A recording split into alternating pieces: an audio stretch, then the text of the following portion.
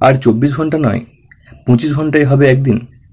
বদলে যাচ্ছে কি পৃথিবীর সময়সূচি? চমকে উঠলেন বিজ্ঞানীরা। দর্শক বন্ধু, এ বিষয়ে বিস্তারিত তথ্যে আসার আগে আগের মতো সেই করব ছোট্ট একটি অনুরোধ, চ্যানেলটি সাবস্ক্রাইব করে রাখার, সাথে নোটিফিকেশন বেল আইকন অন করে রাখার এবং ভিডিওটি একটি লাইক দেওয়ার ও সাথে ভিডিওটি অন্যদেরকে জানার জন্য শেয়ার করার। পৃথিবী নিজের অক্ষের উপর দাঁড়িয়ে পূর্ব থেকে পশ্চিমে ঘোরে, যাকে বলে আহ্নিক গতি। এই আহ্নিক গতির জন্যই ভবিষ্যতে 24 ঘন্টার পরিবর্তে 25 ঘন্টায় হতে পারে একদিন। একদল জ্যোতির্বিজ্ঞানী বলেছেন, পৃথিবীর সব অংশ সূর্যের আলো পায়, আবহাওয়া এবং জলবায়ুর পরিবর্তন হয়। আহ্নিক গতির কারণে উত্তর গোলার্ধে বায়ু এবং জল একটু ডান দিকে বেঁকে যায় এবং দক্ষিণ গোলার্ধে বাম দিকে বেঁকে যায়। এই কারণেই আবহাওয়া এবং সমুদ্র স্রোতের পরিবর্তন হয়। যেভাবে পৃথিবী নিজের অক্ষের চারিদিকে ঘুরছে, তাতে দিনের সময়সীমা বৃদ্ধি হতে পারে। ভবিষ্যতে আরও বেশিক্ষণ পৃথিবীর সর্বত্র স্থায়ী হতে পারে দিন।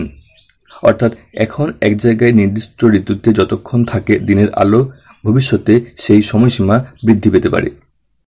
জার্মানির মিউনিখের টেকনিক্যাল ইউনিভার্সিটির বিজ্ঞানীদের মতে, পরিবেশের পরিবর্তনের কারণেই পৃথিবীর আহ্নিক গতিতে পরিবর্তন এসেছে।